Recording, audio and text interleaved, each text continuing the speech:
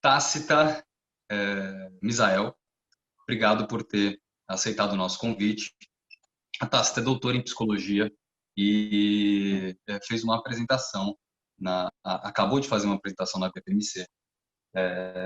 O título da apresentação é Atitude Racial Preconceituosa e Equivalência de Estímulos, uma introdução. Foi uma apresentação que durou meia hora, mas poderia ter durado 2 ou 3 horas, dada a quantidade de informações que a Tácita trouxe. Eu queria, Tácita, ouvir um pouco das suas impressões sobre a representatividade das pessoas de pele negra,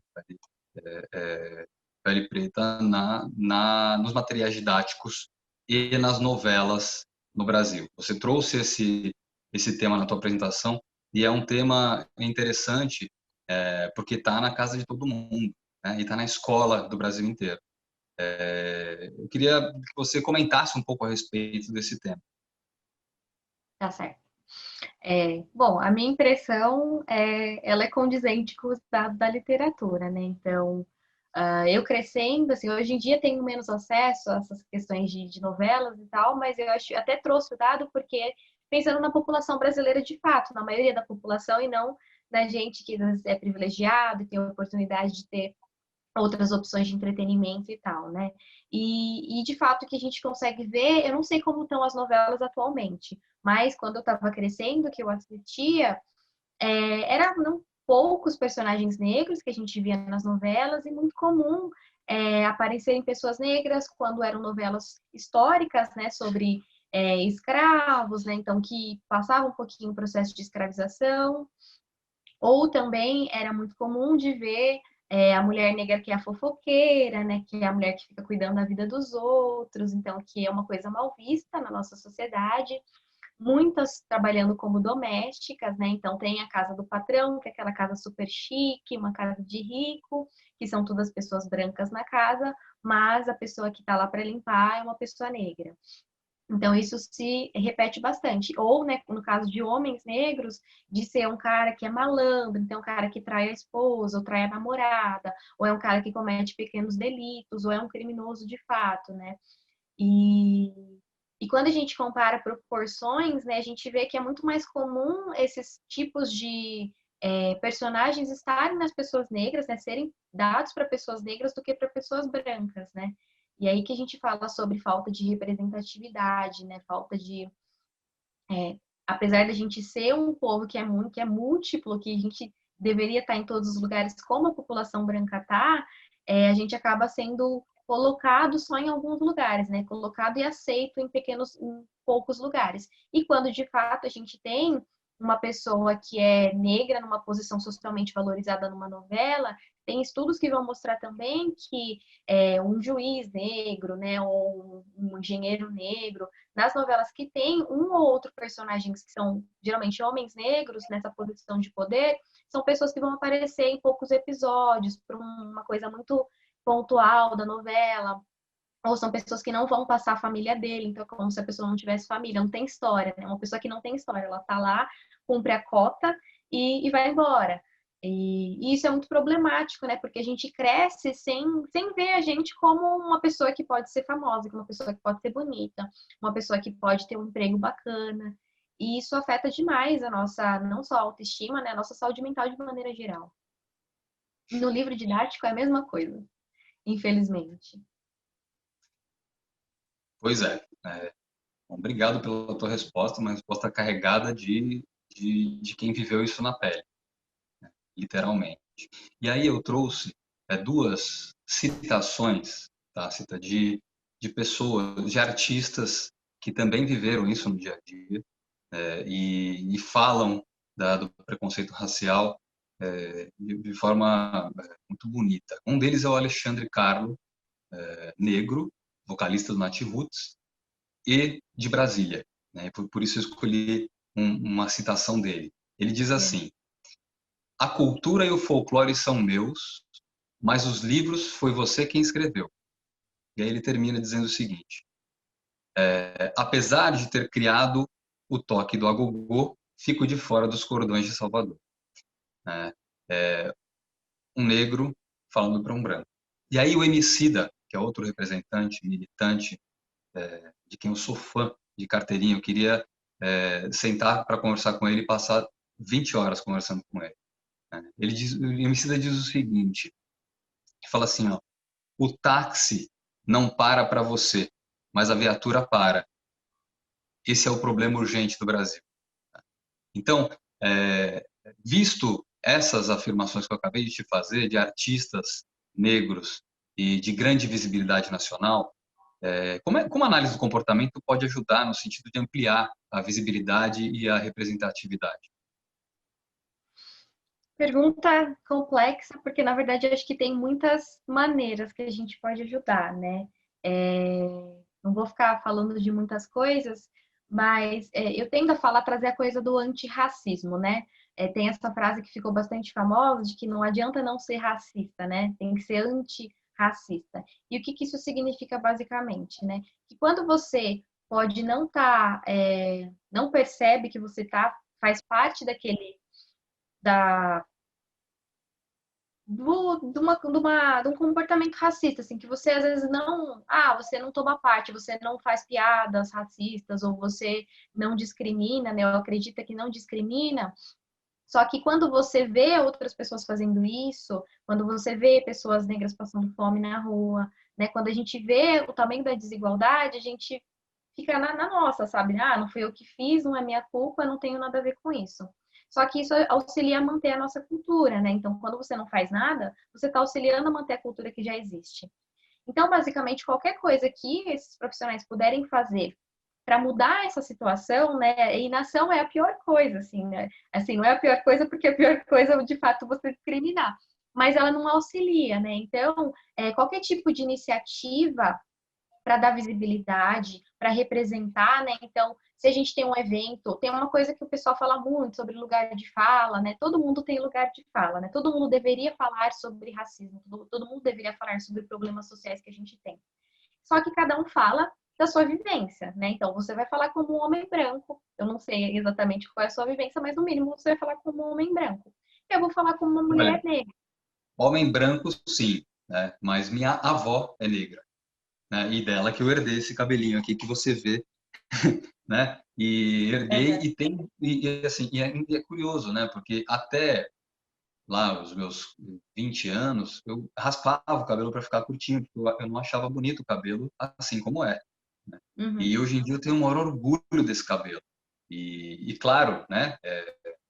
Eu também fui exposto a um racismo estrutural desde quando nasci, né? E fui desconstruindo isso aos poucos na minha vida, mas não me considero totalmente desconstruído aos 40 anos. Porque, assim, tá tão dentro da nossa realidade, tá tão dentro do nosso dia a dia, que é muito difícil se despir totalmente do racismo estrutural.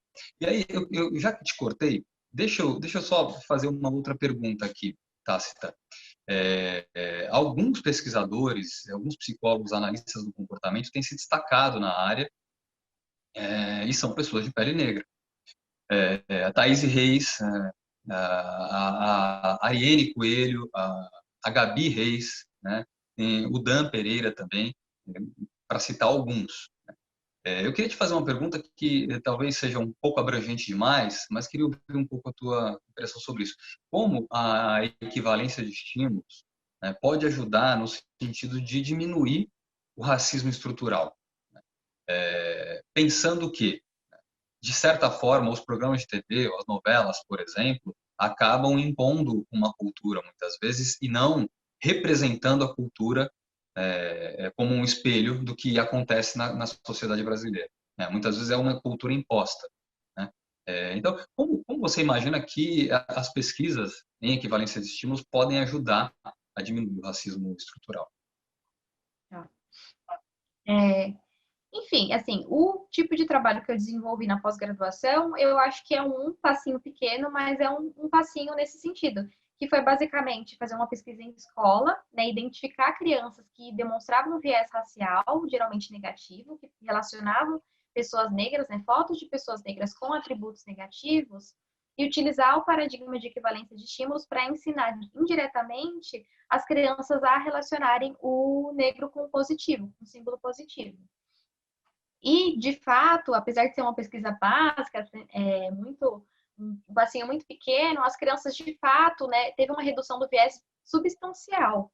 E o que é mais importante é que a gente não quer fazer uma inversão do que ocorre, né? Então, não é para deixar de considerar o branco positivo e passar a considerar só o negro positivo. Na verdade, o que a gente quer é que o negro deixe de ser considerado negativo, porque isso ocorre por conta do preconceito, não é uma coisa que é coerente, não é uma coisa, né, verídica. Então, e nessa pesquisa de fato, apesar da gente fazer essa relação indireta entre o negro e atributos positivos, o dado principal que a gente verificou é que quando a gente compara o pré-teste e o pós-teste, as crianças teve uma redução no número de vezes em que elas relacionavam o negro com o negativo. Né? E essa redução foi 15 vezes menos do que no pré-teste. Então, é um dado gigantesco que, de fato, eu acho que quando a gente consegue ver pessoas negras nessas posições, então, quando a gente consegue ver essas mulheres maravilhosas que você citou, tem o Dan também, que é o homem maravilhoso que você citou, a gente consegue se ver, sabe? A gente consegue pensar, sonhar, sabe? Nossa, será que um dia eu vou ser com essa pessoa? Será que eu posso ser uma psicóloga um dia, um trabalhador, né, de tal área, que é uma área socialmente valorizada? E de fato, ter condições para que isso ocorra, né? Porque por conta do racismo estrutural, a gente está muito atrás, né? Então, ensino está atrás, aí tem as cotas que vêm para sanar um pouquinho disso, né? Para tentar resolver ali, né, moderadamente essa questão. Então, eu vou juntar as duas perguntas, mas qualquer medida, então, que a gente tenha, aí pode ser desde estudos experimentais, eu acho que a gente tem que estar em todos os lugares, né? Então, a gente tem que fazer pesquisa básica, a gente tem que fazer né, pesquisa aplicada, a gente tem que ter a militância, a gente tem que ter várias cabeças pensando, porque é um problema muito sistêmico. Então, a gente precisa de medidas em todos os lugares para poder mudar essa situação. E aí, então, qualquer tipo de iniciativa que dê visibilidade para a população negra, que oportunize que pessoas negras, então estudantes negros, por exemplo, possam participar de um congresso como a BPMC, que é um congresso caro, é uma medida muito bacana, sabe? É uma medida que dá um recado de que a organização acha importante, acha relevante que a população negra, a população pobre tem espaço também, porque isso vai se tornando, né, quando a gente fala de academia, vai se tornando um problema crônico, porque a pessoa que não tem um currículo considerado adequado ou ideal, muitas vezes isso ocorre porque ela não tem dinheiro para participar de eventos, né? E aí, se ela não tem dinheiro para participar de eventos, ela não consegue estudar, né? Ela não consegue se atualizar nesses eventos, né? E isso vai fazer com que o currículo dela fique no nível abaixo, e quando ela pleiteia uma bolsa de estudos, por exemplo, para ela ter dinheiro para ir nos congressos, ela não consegue porque ela não foi nos congressos, ela não apresentou trabalhos. E isso vai virando uma bola de neve. Então, medidas, especialmente de organizações como a BPMC, a CBS, são essenciais para a gente poder ter uma carinha diversa no Congresso, né? Para a gente sentar na sala quando for presenciar novamente e ver que a nossa sociedade brasileira está representada naquele lugar, né? Que uma proporção semelhante a que a gente tem em termos raciais, em termos de gênero e outros, vai estar lá também, né? Vai estar lá falando, vai estar lá sendo ouvida. Então, qualquer tipo de iniciativa que oportunize essas condições e que dê voz também, acho que é um primeiro passo para a gente poder mudar essa realidade, porque é isso, a gente precisa perguntar para a nossa própria população o que a gente quer. Né? A gente não pode ir lá e falar, eu acho que eu sei o que todo mundo quer. Diz uma coisa para mim. Quem foi uma referência para você na análise do comportamento? Na tua A formação? Gabi Reis. A Gabi Reis, porque a Gabi Reis, ela estava na UFSCar quando eu estava na graduação. Fiz a graduação na UFSCar. E ela foi a primeira mulher negra que eu olhei assim, eu falei, tem uma mulher negra dando aula para mim. Ela dava aula junto com a professora Lucia Williams. E eu fiquei maravilhada. E a Gabi é maravilhosa, né? Então ela dá aula e ela falava, eu falo assim, meu Deus, sabe? Eu quero ser como essa mulher maravilhosa, sabe? E aí depois, assim, alguns anos depois, eu tive a oportunidade de participar de uma mesa de psicólogas negras com ela e com a Ariane Coelho, que foi uma outra, né? Uma outra pessoa maravilhosa que eu conheci depois. E é isso, sabe? Acho que isso faz toda a diferença, porque você tá lá, você geralmente já é uma das únicas pessoas negras no espaço. Então, muitas vezes a sua vivência é vista, não é vista. As pessoas da minha turma, assim, era uma turma extremamente elitizada. E quando eu falava que eu estudei em escola pública, que tinha traficante na minha escola, que decidia quando ia ter aula, não, as pessoas achavam que eu estava mentindo, falava que era absurdo o que eu estava falando. E assim, para mim, Você se formou na graduação em que ano? eu me formei em 2012. Ah, 2012. Me formei em 2005 lá na UFSCar também. Ah, Eu fui da turma da Thaís Reis, na ah, mesma. certo. Uhum, E legal. ela era a única negra na turma também. Era uma turma exatamente como você está descrevendo. Esbranquiçada, elitizada, né? E só com a Thaís como representante negra. Mas ainda muito jovem e ainda não militante. Depois ela mudou muito. E hoje Sim, em e dia justamente, ela tá porque incrível nesse aspecto, né? é isso, porque é isso, a nossa vida, a gente cresce, é isso, a gente vai para a escola, a gente não aprende sobre relação racial. Aí a gente, na mídia, a gente não aprende sobre relação racial. A gente chega na universidade e continua sem aprender. Por isso que a gente precisa mudar currículo também. A gente não tem disciplina sobre questões raciais no currículo de psicologia. É raro, e quando tem é superficial. Então, a gente precisa dos coletivos, sabe? Eu entrei no primeiro ano que teve ações afirmativas na UFSCar. Então, eu peguei o começo da transição. A Thaís estava numa situação muito pior do que a que eu tive. Na minha sala tinham 3 pessoas negras, mas dela só tinha uma. É isso mesmo. Tassa, Misael, temos uma entrevista. Muito obrigado por aceitar o convite para fazer uma Imagina. entrevista. Era para ser uma entrevista um pouco mais curta que a nossa, mas daria para continuar conversando aqui por algum tempo. Foi uma É delícia difícil conversar. esse assunto, porque eu falo do A e vai pro B, vai pro C e vai pro Z, né? Mas depois você edita aí vai ficar mais curtinha. Pois isso, a gente não vai editar não, vai ficar assim mesmo. Tá excelente. Bom, temos uma entrevista, então. Essa foi mais uma da Dia de Lab, uma plataforma feita por analistas do comportamento para analistas do comportamento. Obrigado, Tácita, e Imagina. até a próxima. Tomara que a gente possa se conhecer pessoalmente. Sim, sim, até. Até mais.